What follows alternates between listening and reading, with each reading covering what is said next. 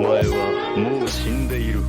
何？ Hey, John Rowe. The topic of the We do a podcast podcast. together, We should do a and I'm podcast. excited. お前はもう死んでいる。何？ Hey, John. Hey, John Rowe. We should do a podcast. The topic of the podcast together, and honestly, I'm excited. G'day, dorks, and welcome into Lords of Dorktown. This is a podcast where we talk about anime, cartoons, and video games. I'm your host, Philip. Thank you for joining me. And joining me tonight is the cartoon cunt himself, Tyre. How are you, buddy? I'm good, thanks, bro. How are you? I'm very good. What's been going on, mate? It's we're back in the studs again for part 3 of our Avatar: The Last Airbender series. Yeah, this is one I've been most anticipating. Yep. That's awesome. Yeah, I just a beer. I just cracked a non-alcoholic beer and I'm wearing it all. Okay, sweet. That's cool. Great. Yeah, so we took a little break between records. We're not doing them back to back like we originally planned because Yeah, too many people came around. that day got out of hand quick. Yeah. Actually, last day we recorded. Created another unlistenable, unreleasable podcast. Yeah, we did. I think it's too many people. Really, I think it's our dipshit mates being dipshits. To be honest, I really do think it's just dipshit mates being dipshits. Yeah. Fucking hell.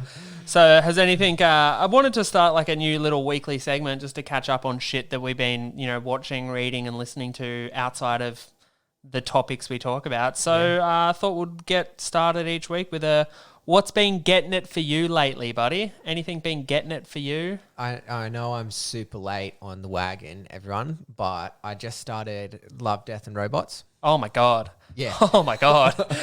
Where are you up to? We need to talk about it. Wait, which order did Netflix present it to you in? Because everyone gets presented a different order, which I found was weird. Oh, really? Yeah, because me and Amelia, my wife, both watched it, and the first episode we watched were both different episodes. Like it put it in different order. Weird. So the last one I watched was like the Sucker of Souls, the Dracula. Oh, like damn. yeah. With the cat? Yeah, with the cat. Oh, man. Yeah. Holy shit. The one where the Red Army soldiers go and kill like demon zombies in the forest. Yep. And they all go on a suicide mission. That was the first episode that presented to me. The first one that presented to me was the 3 robots rolling around. Oh, the worst one. Oh, yay. What, the worst one? Yeah, I that's didn't mind fucking it. terrible. True. I hated 3 robots. Yeah. Have you seen the one with the Japanese kind of inspired fox spirit one? No. Oh my God. Okay. As soon as you watch that one, you text me straight away so we can talk about it because Okay, will do. it is, I watched that when it came out and I still think about that maybe once a week. Yeah, far out. It is. The one Beautiful. I really loved was the spaceship gets redirected to the wrong place, and this guy sees this girl that he thinks he likes, but it's really some weird spider. Oh, the alien thing. Mass Effect style one. Yeah. Yeah. Fucking That one's wicked, man. amazing. I really like that. The animation in that is awesome. Yeah, Like, I think. So, have you seen the yogurt one yet? yeah. Oh man, how good's the yogurt one? Yeah, that was a good lighthearted one to mix it up. Yeah, oh man, I think there was rumors they're doing a second season of Love, Death and Robots. I hope so. Because man, that was good. That was such a fun watch too. I thoroughly enjoyed all of Love, Death and Robots. Man, I'm so glad you're coming around to that now. It's such an amazing series. Yeah. Yeah, sometimes if I'm not too early on it, I'll wait until it's not cool anymore and everyone's forgot about it before I start doing it again. Oh, you contrarian, you. Yeah, I do that with Game of Thrones too. Oh God, there's a guy I know who has legitimately only watched one episode of Game of Thrones in his life. Wow. The season 8 final, the last episode ever, Jeez. just to piss people off. That's hilarious. Is it though? Because it makes me angry. I wish they'd just let the Night King kill everyone. Would have been a way better. Oh man, I've got so many thoughts on how. Like, I reckon if they let the Night King kill everyone, it would have been all right.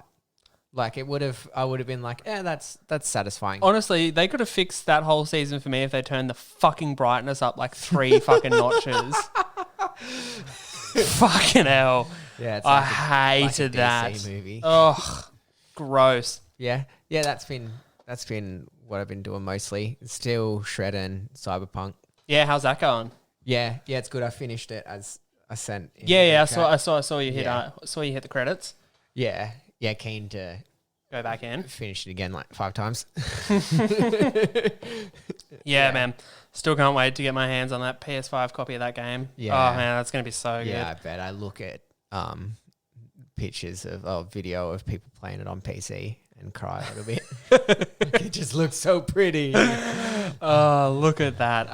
So what's been getting it lately for me is I smashed out season 1 of Dr. Stone. For any As we listeners. all learn in the group chat. Oh, mate, I was blowing up the group chat for 2 days because I just wanted someone to talk to me about it. Hey, Like, everyone else watch it now. Has just- anyone else watched it? Philip, it's been an hour. I just needed someone to talk about it because, like, so I'll give you a quick summary. I won't spoil anything for you because I do think it's so far up your alley. Yeah. It's not funny. Well, I'm gonna watch it. I've just been, busy with school holidays, having Oh man, like preach, brother. yeah. Preach. I still haven't got to watch Attack on Titan season 4. Oh yeah, man. The episode that came out today of recording, which I think was episode 5, maybe, shut down the Anime Lab server. Oh, really? Yep, completely shut Crashed it down. it. Completely Wow. crashed it. Broke the internet, guys. Yeah. They're legitimately I'm just 40 and on morning news. I broke the internet. fucking hell. Dr. Stone. Dr. Stone, yes. So basically, Dr. Stone, it's an anime. The main premise of it is in the modern day, a world event happens which petrifies everyone, turns everyone to stone. And then 3,700 years later, a human unpetrifies himself. He just wakes up and he is, our main character. The Got grey spiky up hair. grey with green tips. Yeah, I Yeah, saw yeah, very good character design. And he is he is the smartest human being ever. Science. He knows everything about science. That's his thing. And so he decides that he's going to rebuild humanity from the ground up using science. So basically, he is trying to jumpstart humankind with science, but he's doing everything from the from Bare nothing, bones. from the Stone Age. So like he has to From craft the Dr. Stone Age. So like for example, there's a series of events where he has to get antibiotics. So he goes through step by step how to create antibiotics with no equipment. Well, that's cool. So it like molds up He Mandarin or no, like he doesn't go for the mold one. He goes for the I think it's like iron or something. He uses chemicals. and like uses platinum diodes in electrolysis. Yeah, exactly. I think I have no idea. So, but like it's legitimate science that he uses, and they explain the way he goes through it, and it's fucking amazing. It's so good, man. I cannot. Everything about Dr. Stone is great. I'm fucking sorry. Yeah, it cool. blew my mind, Yeah, that and makes me more interested. you're the to watch first it then. person I've been able to talk to about it. Yeah, It's so you seem it. You're getting a little bit red. it's Philip. so good, man. And season 2 is literally like days away at this point. Oh, awesome. So yeah, man. Dr. Stone. If anyone out there hasn't gone in on Dr. Stone, please go in on it before the season 2 starts, so we can just straight up jump into a season 2 episode because it is fucking great. Awesome. I also watched an anime on Netflix called, I think it's Chronicles of Idron or Igron. It's like a German, I think, anime redubbed into English. Okay. It's real bad. I watched it all. It's just fucking Man, you're a glutton for punishment. There's nothing- You really are. okay. There's, I think why I watched it all is because it's really real. Like I was laughing at how dumb and serious it was, Okay. but also like I watched it all because I fucking watched it all. But there's fucking these weird snake monsters in it that are laughably bad. Fuck yeah. Like they're supposed to be these big ominous things, and they come on screen, and it's hilarious how Are bad like they look. CGI? Yeah, it's like a cross between I CGI and. Man, when they put CGI into anime, some do it well. I was gonna say Attack on Titan season 4. Yeah, CGI. well, like they do it all right in some parts of Shippuden as well too. But Yeah, also yeah. some parts with like Orochimaru's snakes. Yeah, Like CGI. I just generally don't like CGI. Do you remember Skylanders? Yeah. Yeah. I don't know if anyone else, if that's just big in Australia, but it was on ABC. I hated the CGI the characters. That whole animation style sucked, and it sucked because I loved the idea, I loved the concept, I loved the story, I loved the world building, and I couldn't stand to watch it. Really? Yeah. And do you Hate remember? that kind I of think CGI. Same with Dragon Prince. Hate that CGI. I love Dragon Prince though. I really do love Dragon Prince. I think it's yeah. There's Dragon Prince and Voltron on Netflix are two like kids here. Oh, and Kipo, Age of the Wonder Beast. Oh god, man, I watch way too many cartoons. Dragon Prince is also done by a lot of the same people as Avatar: The Last Airbender. Cue early, badly timed segue. I mean, I'd love to jump into that. Man, you fucking pull the trigger on these fucking segues every time. Well, I don't. It's I don't do it on purpose. We still have to do our last best of the year segment. Oh yeah, that's right. So, fucking hell. You and these segues, mate, they're fucking killing me, bro. So last episode we did TV series, best of the year TV series. Yeah. Or video games. It was one of the two. I can't remember. That day's a blur. Yeah, we did one. We did both of them that day. Whichever one I released last was the last one we did. So this week we're doing best anime of the year. Now, this is a year where I've watched a lot of anime. Not much of it was made in 2020. There was only, I think, 3 series that I watched in 2020.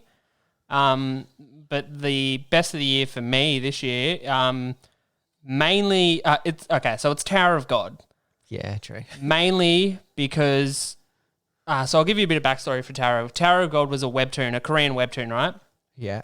And the first season of it, or at least the first arc that the first season covered, had zero money behind it. Okay. It was all hand-drawn by one guy who wasn't really fucking good. So, like the drawing in it in the first, if you've read it, you know it's fucking terrible.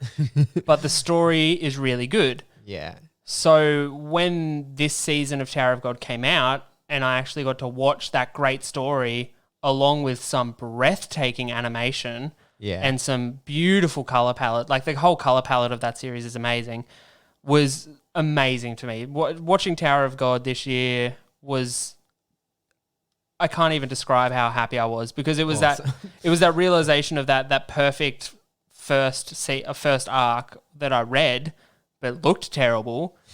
Just basically translated it straight into anime. They didn't really cut anything out like they did, obviously, but it was all, everything that I wanted was there, and it looked amazing. Fuck yeah. And I don't know if you have any interest in Tower of God, but I've not. It is probably one of the most interesting kind of mystery series. Like there's a lot of questions that don't get answered. Yeah. And I've read ahead in the web series. I've read quite a fair bit of it. I'm not up to date. But where it's going is fucking incredible, and it'll man, if they can pull it off, it's going to blow shit out of the water. Fuck yeah. It's one to watch, guys. Get onto it. And fuck Rachel. If you know anything about Tower of God, you know that. So favourite anime of the year for you, buddy? Well, I have to give an honourable mention to an anime that came out a couple years ago or last year. Season 2 of One Punch Man. Yeah, 2019 that came out, yeah. I only just watched it like recently. Oh, yeah. Yeah. It's awesome. Yeah. It's cool. I mean, it's hilarious. I love. A lot of people hated on that season. I think mainly because Saitama kind of took a backseat. Well, like that's the whole point. Yeah. Like, because he's just this OP, like comes in and punches someone. So it's much more about the demon cyborg. Yeah. Yeah, and I think his like building of power is really cool. I think that's awesome. But I guess God of High School, like I watched that because of you guys. Yeah, another Korean webtoon there. Yeah. What did you think of God of High School? Because you're a big martial arts guy, so I'm sure you would get a big kick out of it. Yeah. There was some really good, really well animated martial arts in some points. The guy that does Tai Chi was really pretty. Oh yeah, that was sick. Yeah, I thought it was cool. Like it's not as the animation of the martial arts isn't as good as Avatar: The Last Airbender, but it's cool and it's fun, and I sort of put it in that same bracket as One Punch Man. It's just like these easily digestible like Mick anime. Like it's just like fast food anime. Yeah. I think so. I've spoken to John and Josh, who have hit on this podcast about God of High School, because they've read it. Yeah. Apparently, it's not supposed to be that. Oh, okay. Apparently, there's a lot more depth that they kind of skimmed over, and backstory and character development, and just True. answering questions. Because Yeah. I've watched that series 3 times now. I've no idea what. I'm more confused now than I was at the start. Like, they don't fucking let you know about anything. Like when you finish Elven Lead, you're like, oh yeah, cool. I could have just not watched the last 2 episodes. So I would have been less confused. Did you ever watch Elven Yes, Lead? I watched Elven Lead at a far too young age, and it has done fucking awful things to my psyche. So, man, this is a story that no one cares about apart from me and you. But do you remember Aisha, a girl we went to high school with? Of course I remember Aisha. She gave me Elven Lead to watch because I was watching anime at the time, and she said, man, this is like a really cool series. You'll breeze through this in a day, you know. And we used to walk to school together because she lived near me. Yeah, that's right. She lived just around the corner. Yeah. And so she gave it to me one afternoon, and she said, "Oh, I think it was on a Friday." And she said, "Oh, give it back to me on the Monday, and we'll talk about it on the Monday morning." So I watched it all in one weekend, and on the Monday morning, didn't go to school because I was just fucking emotionally ruined and not ready to talk about it to anyone. So I waited for her to go to school, and then I dropped it off in a mailbox because I wasn't ready to talk about it. That's hilarious, man. That's hilarious. Elven Lead fucked me up. Why? It's just, I don't know. I think it's the first adult anime I ever watched. Yeah, true. It's literally the anime I was watching before that was Pokemon, Naruto, and Sailor Moon. Yeah, sick. Like, it was real kid stuff. Yeah. I think my first one like that was Ninja Scroll. But we had that on VHS. Yeah, wicked. Yeah. That's so good. I think Dad still has that on VHS floating around somewhere. Yeah, Probably make I sure think you I might watch have that. watched an Akira before then, but okay. Young people don't comprehend what's happening in Akira. I don't even, to this day, I barely comprehend Akira sometimes. Yeah. Yeah. I remember looking up, Lauren showed me Elven Lead. Oh, Lauren. Yeah. Lauren gave me Elven Lead. And I remember Googling what the fuck happened? What did I just watch? Yeah. Can you please explain the bullshit with the clock? Who was at the door? What happened? Yeah. There's some real esoteric bullshit in the last 2 episodes of that. Man, we've done all the segments, mate. I can't think of any segue to rip into it, so let's just fucking go. Avatar: The Last Airbender, Book 3, capping off the season, the series of this 3-part series. I'm so bloody excited, mate. Let's do it. Water. Earth. Fire. Air. Long ago, the 4 nations lived together in harmony. Then, everything changed when the Fire Nation attacked. Only the Avatar, master of all 4 elements, could stop them. But when the world needed him most, he vanished. 100 years passed, and my brother and I discovered the new Avatar, an airbender named Aang. And although his airbending skills are great, he has a lot to learn before he's ready to save anyone. But I believe Aang can save the world.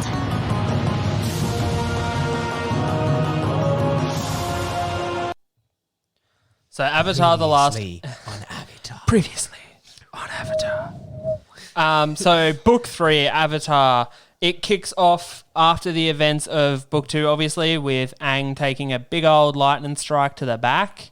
Yeah. And we basically, this season starts off probably the best of all the seasons, man. Yeah, with definitely. Aang waking up on a Fire Nation ship with hair, which is Yeah. still to this day, I remember the actual shock I felt seeing Aang with hair. Mally's like, that looks like you when you haven't shaved. Thanks. So yeah, we wake up with Aang on the ship and discover that it is it's the whole gang there that have taken over Fire Nation ship, and they reveal to Aang that the Fire Nation thinks he's dead, and he basically was dead. Like, he died. Yeah. Some healing water miracle bullshit brought him back. And man, so what did you think of that start of the season? Like, Fucking loved that. man, I loved that, and I remember watching it again one time with John Rowe, friend of the show. friend of the show, J Rowe, friend of the show. Yeah, and him like when Katara pulled the big that bends the water mountain basically in between the two ships and separates them. It's like, wow, you can really see her power scaling. Yeah, her It's just progression. like- yeah, yeah. that's such a ragtag group that's on that ship though. Yeah, there's like it's the Duke and Pipsqueak. yeah, Pipsqueak, the Duke, Katara and Soka's dad, Koda. Yeah, who else is on there? I think Toph that- is on there as well. Oh, there's too. also Koda's right hand man who's always with him. Hakoda. Hakoda, yeah. Who's his right hand man? Boring water tribe guy number one, I suppose. I can't think of it. There's no way. starts with If you can pull that out of B. your ass, that'd be fucking crazy. Far out. This used to be my life, man. I used to know all of this shit. Man, so I think we were in disagreement of the order of these seasons go in like our ratings. Like I think you put 2, 1, 3, and I'm 1, 2, 3. Yeah. So we both agree that this is the best season. This is the best. This is Fucking amazing, man. Like, this is the best season by far. yeah, though. what episode is any less than a fucking 10 out of 10? That, None of them. I think my least favorite episode might be the Water Spirit. No, the Water Spirit. Water Spirit. Where Katara turns into the Oh, the Painted Lady. Painted Lady, that's I it. fucking love that episode. That's got- one of my favorite It's episodes. got like the worst side character ever, the guy that switches his hat. There's 3 side characters. What are you talking about? Fuck, I hate I love that, man. I love that It's episode. such a boring I gag, fucking man. love that episode so Yeah. much, man. Yeah, that's for me. That's the only weak spot in there, and not even a weak spot. It's a mild weak spot. Like that's still that episode in season 2 or season 1 would still be a great episode. You know what I mean? Yeah, definitely. Like I think it's just the weakest of this season, and this season's got bangers left, right, and center. Yeah, definitely fucking amazing episodes like the Puppet Master. I have some questions. Okay, let's get into it. I'm just ripping into bloodbending straight away. So, Yeah. Katara learns bloodbending, right? Yeah. She never uses it again. Yes, she does.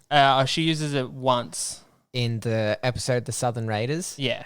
to get the guy that killed her mum. Yeah, she uses it once there. Awesome. She never uses it against Azula in the final fight, even though she probably should have.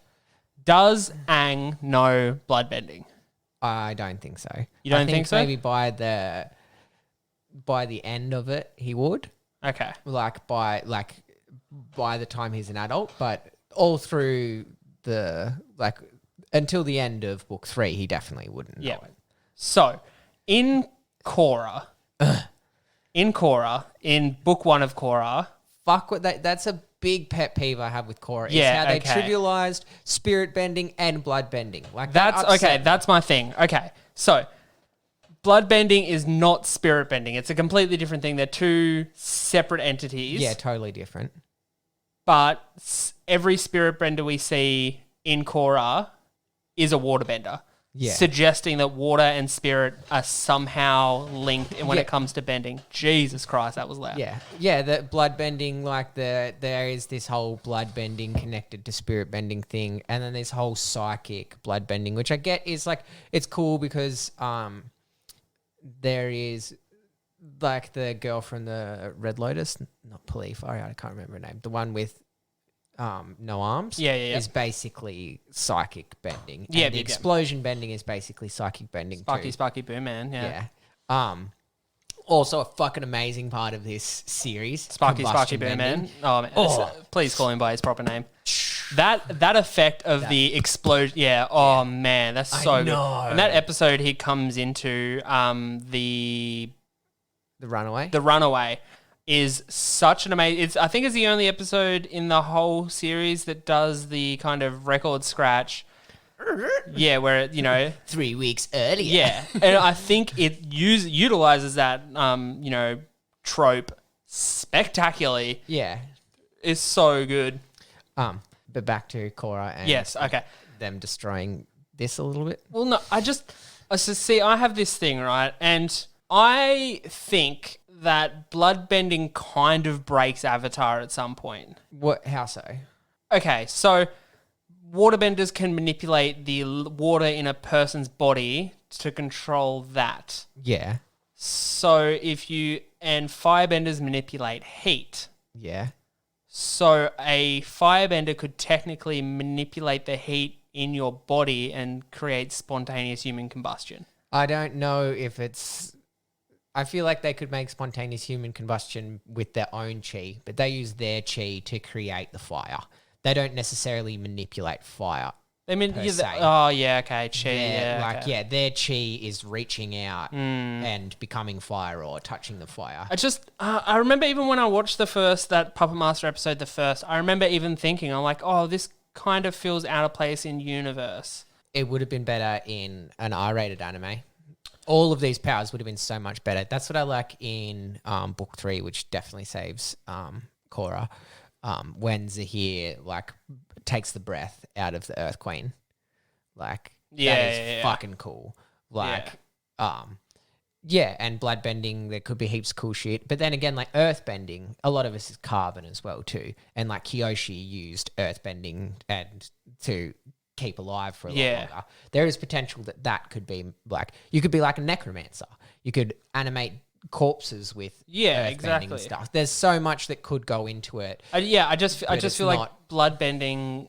I just feel like it breaks the universe a bit, and it's kind of fucking cool. It's ridiculously cool. Yeah, but it does break the universe, especially because they sort of break their own rules with it too. Like Korra uses it outside of the full moon as well too, and she uses it in day. You also, if we're talking about that, Katara, sorry, uses it inside of the moon. So we're kind of getting into Korra stuff here, but the way I view Korra and Avatar: The Last Airbender when it comes to bending, Korra seems like bending's evolving.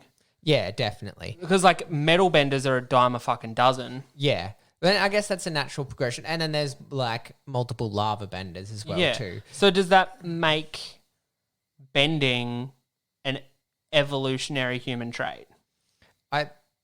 Rather than... Because we get backstory of the... Taiwan. Yeah, we get... One, because he is the first. The first, yes. I see what you did there, Avatar. Yeah. It also trivializes fucking lightning bending where they just go and work. I'm going to go work at the power plant. but also, you can't... The way bending is given to humans was through the lion turtles. Yeah. As a spiritual power, right? Yeah. So it can't evolve, can it? You can't... I don't know. I just... man. Fucking do whatever you want. Yeah, we're overanalyzing cartoons here again. But but that is an amazing episode in book 3. Sokka's master is Sokka's master is also a fucking amazing episode where he makes the comet fucking sword, which King Tut famously had a comet sword. You also get Toph gets her little meteorite bracelet bending tool thing, which is wicked and should be way more utilized. Yeah, I know. I wish they had gone full anime and made 700 episodes. I mean, I don't. Honestly, I don't. I remember when hearing that Korra was coming out, I was really angry. I was hopeful. I think we switched. I was hopeful and then I was upset. And you were upset and then you were like, yeah, I liked it. Yeah. But I don't know, I feel like Avatar for me, book 1, 2, and 3, they're perfect. And I know there's additional text out there. And I actually have read some of those since last we spoke. I read Zuko finding his mum which is cool. Fucking phenomenal, by the way. I know, really well done. It's so great. It caps off the series so much better than I think the final episode does. It just, it's so good. I don't want to spoil it for people out there who haven't read it. Spoilers, everyone, and then just say what happens. No, because it's. If you haven't got into the graphic novels and you really like Avatar: The Last Airbender, just get amongst all of the additional stuff. I started by watching YouTube videos of people breaking it down, basically. Yeah. And then I was like, wow, I want to get into this because I'm not a comic book reader fan. I'm not I love my novels to have words, basically. I like pictures. Yeah, I bet. I do like pictures. Yeah. How did you feel? So this is the season book 3 where we get the twist, well, not the twist, the changing of the moral compass for Zuko. Oh, Zuko's redemption arc. Zuko's redemption arc, mate. How did you feel about that on your first watch? I loved it. Did you see it coming on your first watch?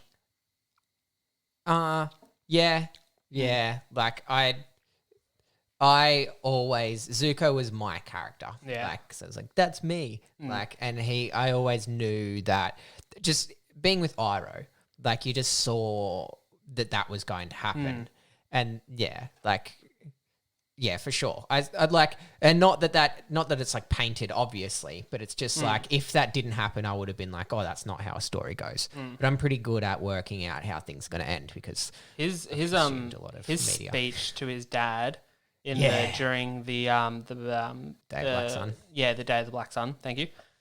Is so great. Yeah, fucking awesome, man. Like it's the first time we see Zuko like super well articulate when it comes to his actual feelings and emotions. Because up until that point, he's literally just been yelling like him on Amber Island. He's just like, I'm so angry and I don't know why. Yeah. It's just like I really identified that, and with like telling a toxic parent off and being like, you've been shit. Like, yeah.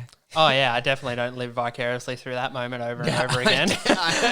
I know, I did, and I was like, yeah, I've now done that. I've had that conversation with my father. Oh basically. man, still You're have a dick. Fuck. Is Zuko better than me? Yes, in every single way. Yes, always, forever. Yeah. The Amber Island episode though Amber. is amazing. Yeah, fucking cool. Not Ember Island Players, the recap episode, which is also amazing. No. Talking about the one when they are on Ember Island and you get to see my waifu in a little My white waifu? bikini. No, but yours is... No, mine doesn't need to be scantily red. She's fine. She's perfect how she is. As long as her porcelain skin's out of the sun, I'm fine. Yeah. But that whole I know, episode and Zuko is gets her the shell. She's like, so man. what? it's so great, and you get to see. I think that's where we see for me, that's where I see the first crack in Azula. You really get to see. Yeah, you really get to see her start to like her mental health really start to like break down. Bitch needs to call Lifeline. Like she is just fucking. She needs some bloody Seroquel or something. Oh, she's unhinged. But yeah, that whole episode is, I think for me, one of the standouts of this season because it's I love That's anything like that one of my least favorite episodes. I love anything that like humanizes a villain to a point where where you do feel bad. Like I feel bad for Azula in that episode, and like I don't even feel bad for her in the final episode where she's gone fucking completely cuckoo banana pants. Oh, I know we're jumping around a little bit, but fucking hell. Let's just jump around. I don't fucking care. That final battle, the way that they Are we talking about Sozin's Comment Part 3, the Agni Kai between between brother Zuko and Azula, like how they play it. They could play this like triumphant music of like, haha, look at him taking it down. But no, they play it like the way that they soundtrack that, the way that they like design the sound of like it's really quiet. It's really quiet, and there's this like sorrowful music in the background, and you're not like, the good guy's winning, and you're like, you feel for Azula, you feel her, you watch her break down more and more. Well, for me, that's not a battle between Azula and Zuko. That's a battle for a nation. Yeah. That is literally that's the battle for the world. That is literally the culmination of all the sorrow, anger, and pain that the Fire Nation has caused being fought for. Like that is. I feel like that's more Ozai and Aang. No. Ozai and Aang's fight's good, but for me the apex of this series is the Azula Zuko fight. Yeah, I love the memes about it. Sound effects on the firebending. It's like an LPG. Is beautiful, and the color of it, the blue and you and see orange, and the zoomed out shots, and they're in the cities in the volcano, and you see these big plumes of fire shooting out. But I love the memes when it's like Zuko's like, there's something off about her. I can't quite put my finger on it, and then it just shows someone who's all cracked up. You see it. She's like around her fringes, half cut hair, fucking makeup's on her. Yeah, she just looks cracked up. She's fucking nuts, man. Yeah, and that fight's and then Katara breathtaking. gets to come and take over, and like it's fucking great. It's so amazing. I love that. Another standout for me, another good two-parter, The Boiling Rock. Oh, the Boiling Rock, man. Oh, Suki. man. Suki for the win. She is the savior of those 2 episodes. Oh man, there's this move that she does where she like gets down in between someone's leg and does this takedown with the arms. Oh, yeah. Fuck, I watched that so many times, man. It's so good. Yeah.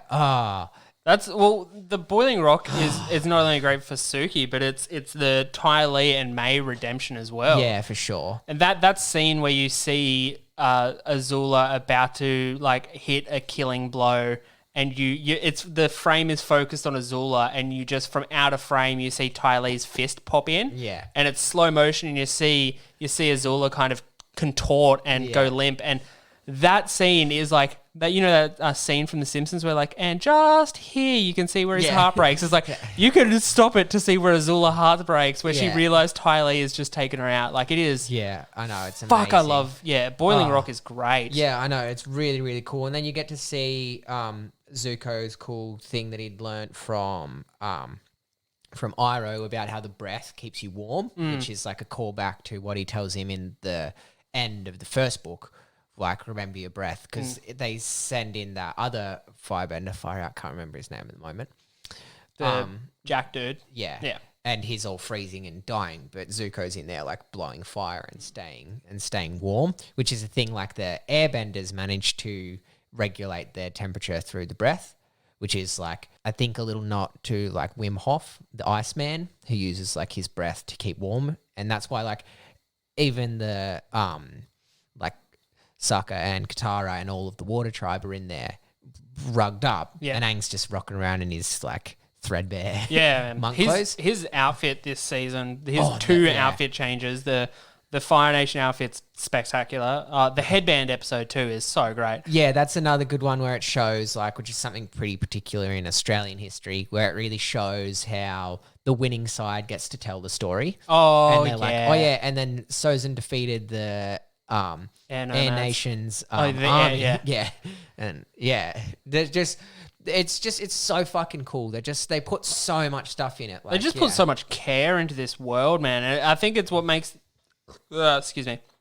I think it's what makes The Last Airbender stand out is that there is genuine love, care, and affection put into the world building alone. Like, not take the character development, take the story, just look at the world building alone, the amount of time went in and the amount of care that went into making sure it is a fleshed out, real, lived in world is amazing. I've longed for an RPG set in this world. There was actually, did you see that trailer that came out this year of a open world? It was fan made, wasn't it? Yeah. That looked real good. Real good. Yeah, fucking oath. Chapter 6, The Avatar and the Fire Lord.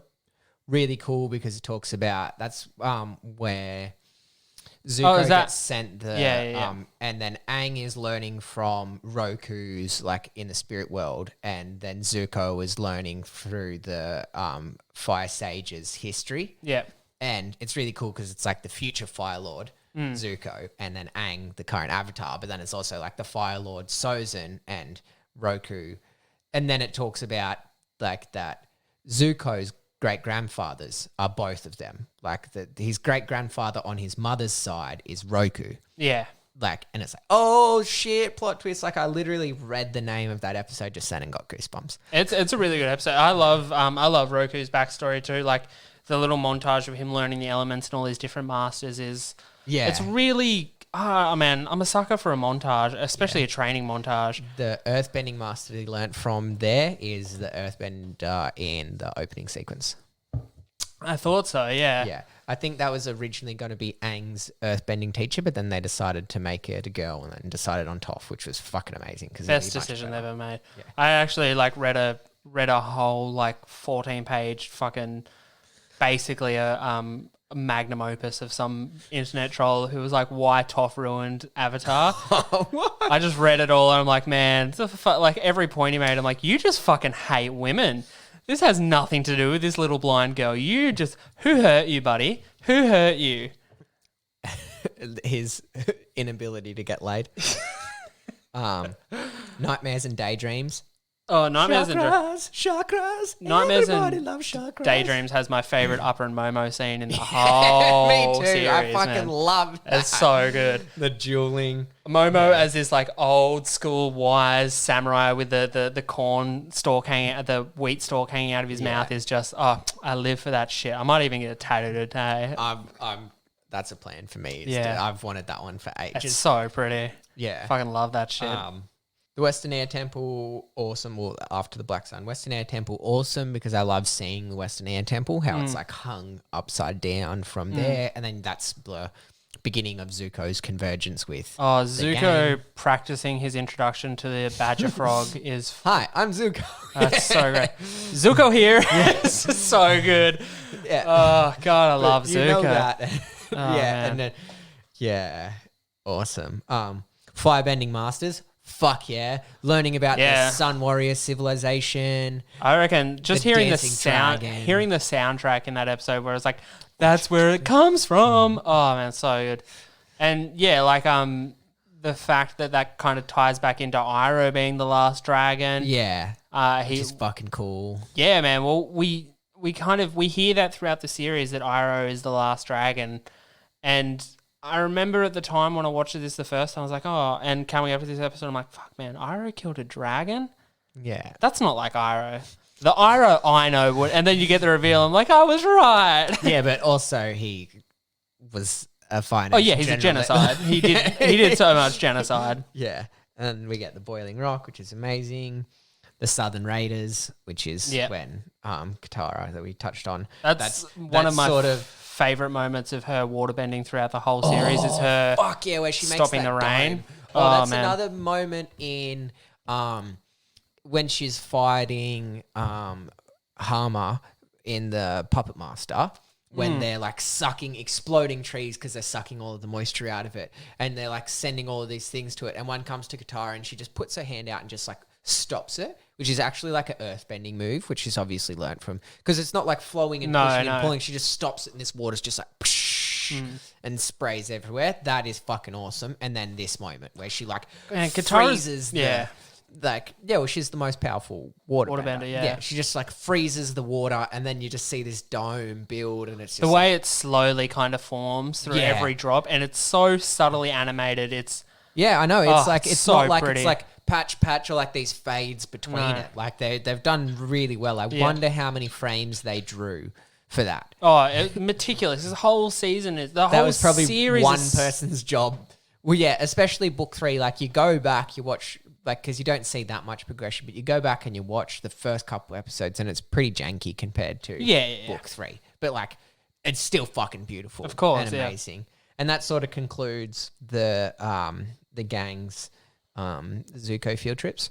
Oh, poor Toph, man. I want to go with Zuko. I think, and I might be wrong here, but I think there is a comic book after this series wrapped up that is like a Toph Zuko kind of excursion trip thing. I've heard of that. There's also a moment where her and Boomy finally get to you mentioned that, and I went looking. That was the one I went looking for, and then I found the Zuko mum one. Yeah, I also got down in a rabbit hole of fan fiction that fucking ate a night away.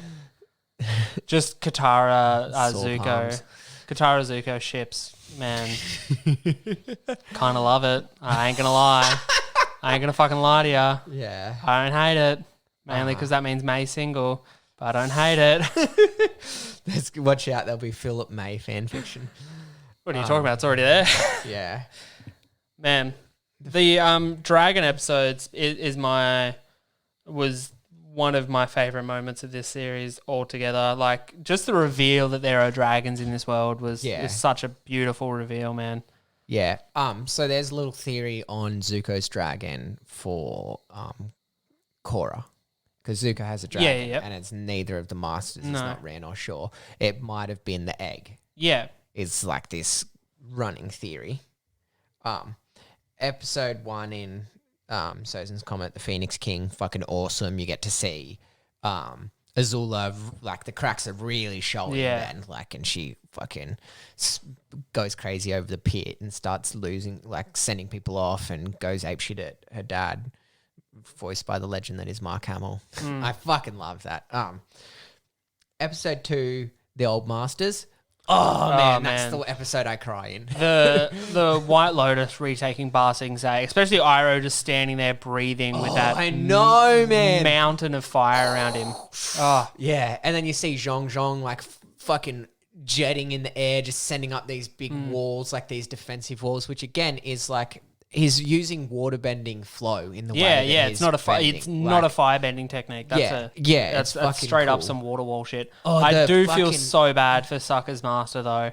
All these benders are tearing through, and he like Liandao. he skates through and he's sword. Ting ting ting ting ting ting ting ting. And then Yeah, well, he him just and Parker zips go off. together. In my head canon, he goes into the Capitol building and takes out the people inside and leaves the outside fighting for everyone else. Yeah. Just so in my head canon he's more useful, because otherwise he's standing around watching fucking him and Boomy kick 40 fucking trucks onto a tower. Just fucking Parku's helping him get around. man. Grand Parku. Love that. And then you get to see Parku is fine. another really cool, the eel hound. I think Oh, it's the eel really hound is fucking wicked, cool. yeah. Yeah. Eelhound, we get some great animal height. The lion turtles and the eel hounds in this are Yeah. mwah, And then mwah, you also chef get to kiss. see the Love it. Tigadillo. Oh no, Tigadillo? that's that's the last book. Mix that up. Yeah, that's the last book in Oh, yeah, Ba Sing yeah, Se. yeah.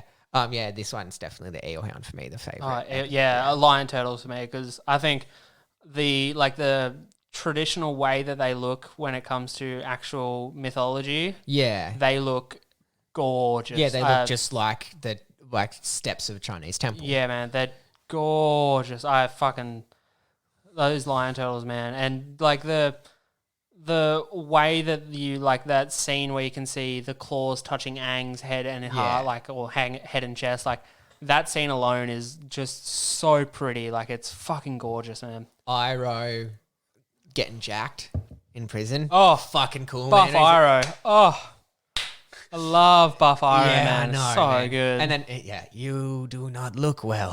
I think you should have the rest of the day off. Trust me. Yeah, and then he busts out. That's fucking cool.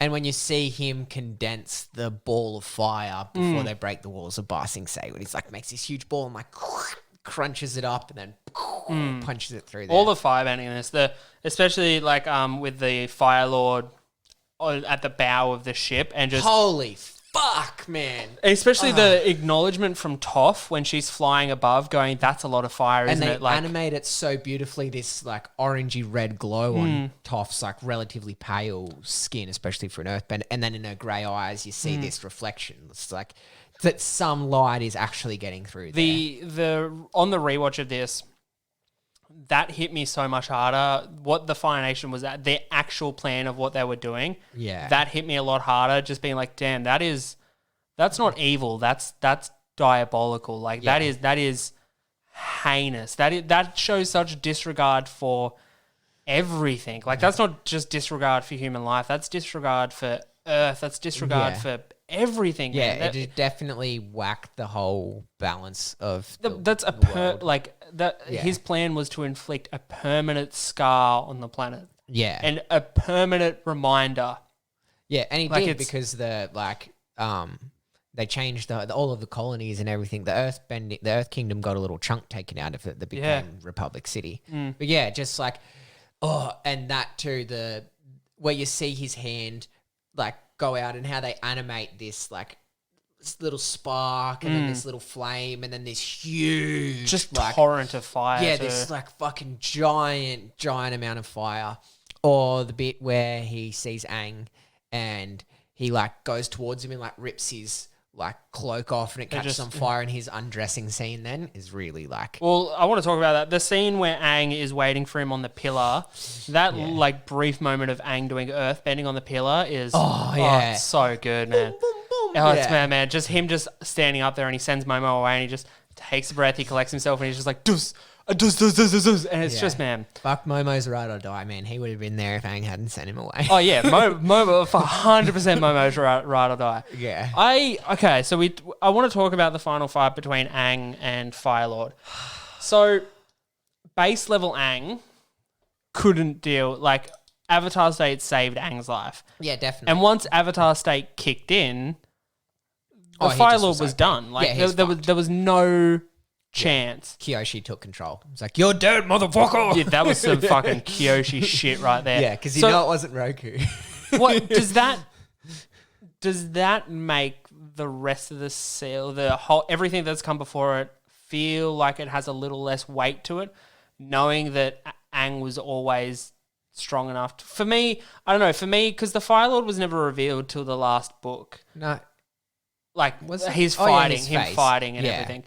I think for me, I always pictured he was going to be way more formidable, and him fighting Aang alone was formidable, but him fighting the Avatar state was fucking Aang swatting a fly. Ozai was jacked up with Sozin's Comet. Yeah. If it was base level Ozai versus base level Aang, again, would have been a much fairer fight.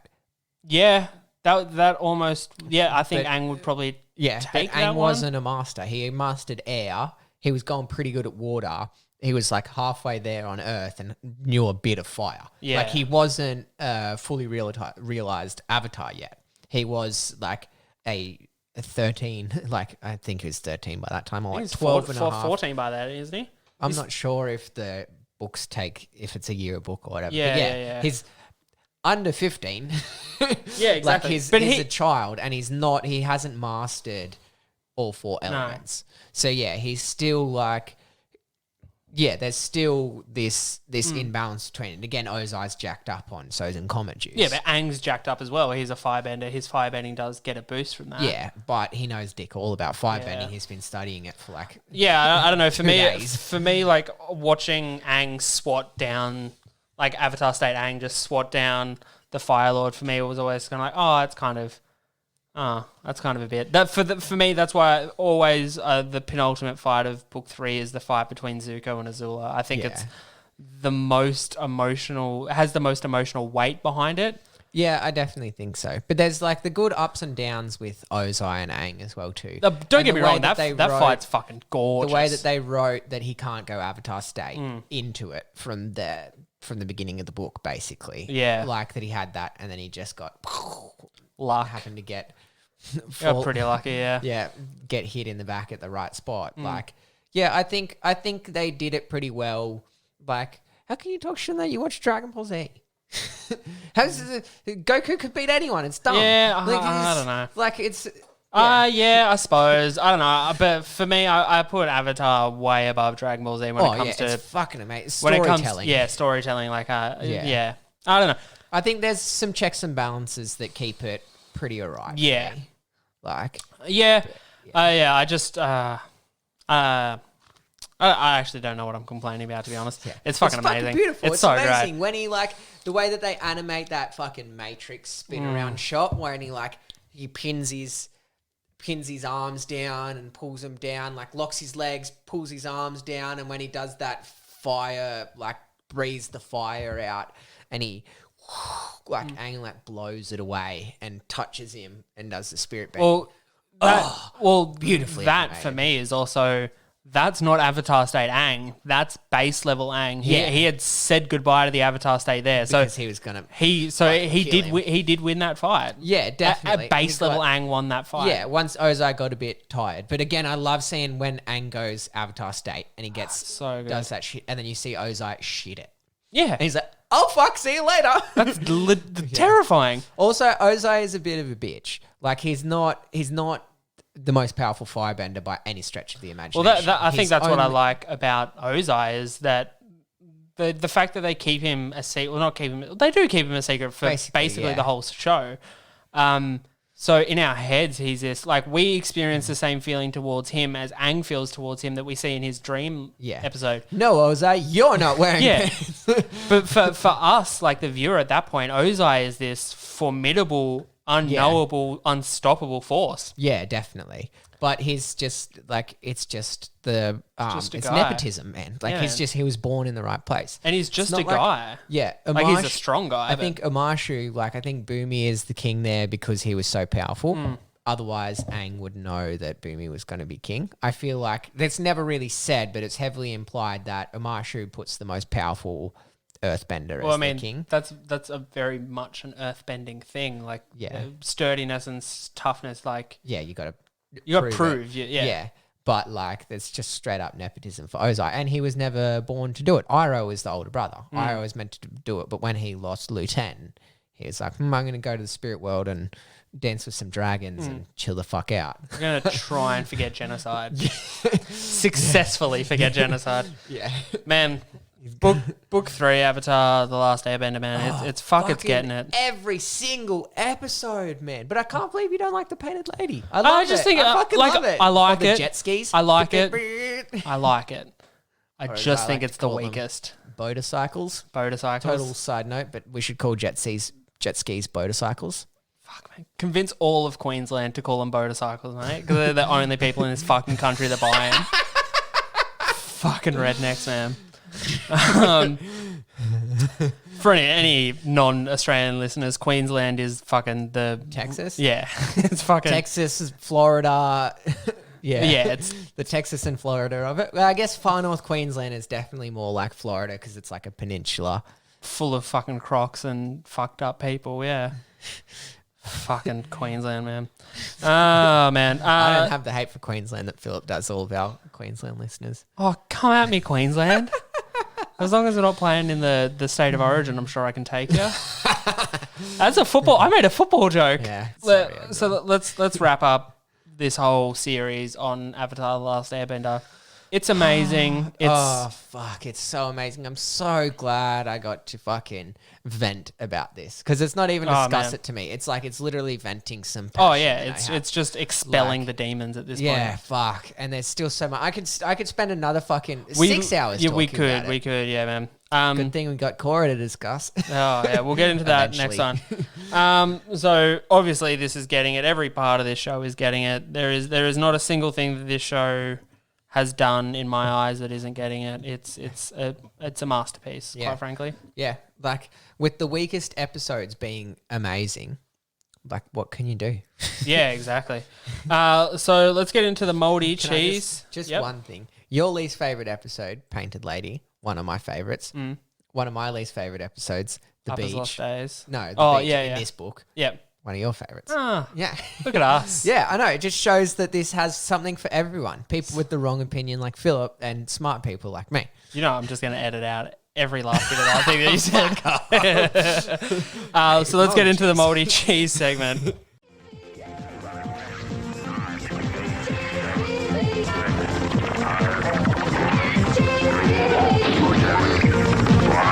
The Moldy Cheese segment. This is a segment of the show where we take a look back on the various shows that aired on Cheese TV and we decide whether it's aged like fine cheese or if it's just moldy. This week on the menu, it's the Hot Rod Dogs and the Cool Car Cats. Let's fucking hear it.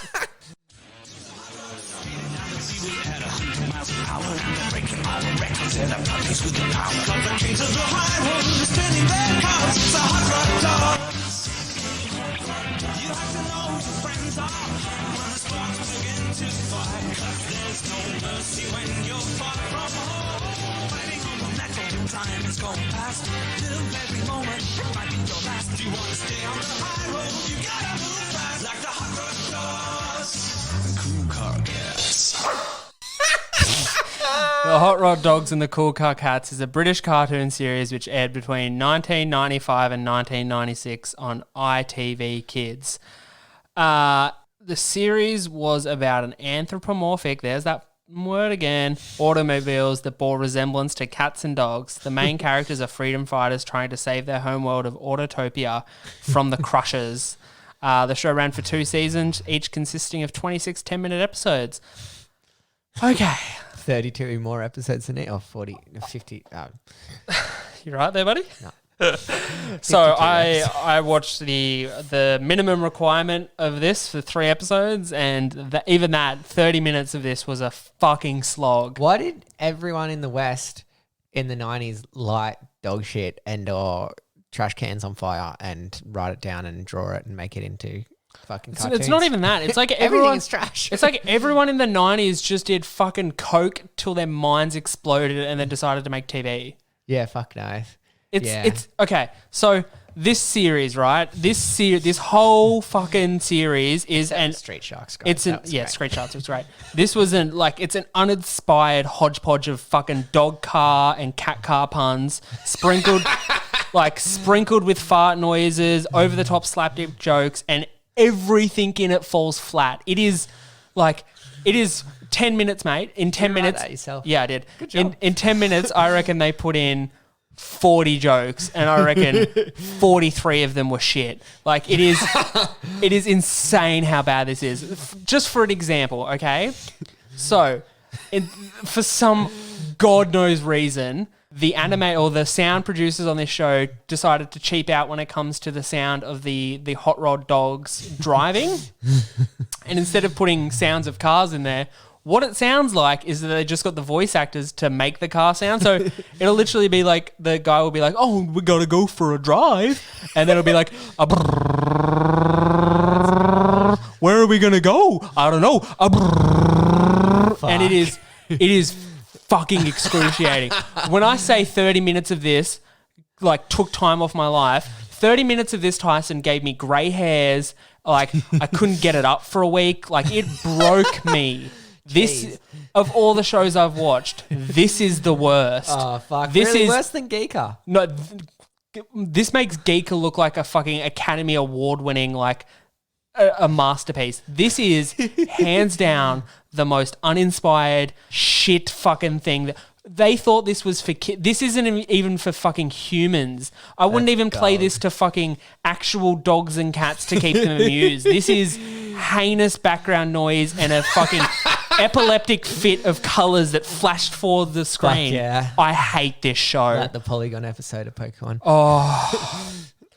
Oh man, that feels good to talk about. Oh Yeah, wow. You've never been this passionate about man, this is so bad. So bad. Bafflingly bad. Yeah, this isn't getting it. This is terrible. Fucking the mould going on there. Oh, you dirty fuckers. Bloody hell. There's mould all at the sides too. Oh, Jesus Christ. Look at the fucking mould on that. This is absolutely disgusting. You fucking heard it here. This is mouldy as fuck cheese. It's raw. Oh, what are you, mate? You're an idiot sandwich. Now fuck off. Anywho, Fucking donkey. mate, it's been an absolute ripper. This 3-part series has been really, really fun. Oh, man. Yeah, I know. I've been fucking so happy. So happy to do this. Fuck. Man, Yeah. if the dorks out there listening, man, hit us up with what if you want us to tackle any more big series like this. Just hit us up with topics you want us to cover, because we've kind of just been going with what we enjoy really for the first 20-ish episodes of this. So Yeah. Hopefully, let's give back a bit. Enjoy regular show, Flapjack, and Adventure Time, because I could talk about that for a while. Hopefully someone wants to hear me talk about Dr. Stone more, because I can, I will. I can't wait for Earthworm Jim and Street Sharks. Oh man, I think I'm gonna purpose, because I've been picking the moldy sections at random for a little while. I think I need to carefully select the next couple just to give my psyche a break, because I don't know if I mentioned this on the Geeker when we were talking about that, but Mum worked in a video store growing up. Yeah. And one of my birthdays, instead of playing Pin the Tail on the Donkey, we played Pin Mel Gibson's Nose on Earthworm Jim. Because she had like the big posters. Yeah, the best party game ever. That's great. Yeah. But yeah, moldy cheese. Also, if anyone listening has any ones that were their favourite or the most man, if there's anything on the Cheese TV, just Google the wiki. There's a whole list of programs that aired on the Cheese TV. If you guys want me to watch one and you think it's good, don't stitch me up. I can't do it. Fucking don't. But yeah, let us know. Also, get on the socials, guys. The Instagram's been fucking popping lately. I don't know. I've been really happy with how the Instagram's been going lately. Yeah, interact with us, guys, please. Let us know how we're going. We want to... Well, this is a passion project. We're going to keep doing it, but it would be gonna awesome do it. if we had no listeners, I'd still be doing this. So it's insane. This is heaps fun. Yeah. Man, it's been absolutely wicked having you on, Tayo. It's always good to come here, bro. Man, get on the socials. You can email us at lordsofdorktown@gmail.com. Yeah, drop us a line, let us know, leave us a 5-star review. Always helps get us out there. Tell a friend, all that nonsense. You guys know what to do. You're dorks. You're amongst it. You want to sign us off there, buddy? Stay dorky, everyone. You.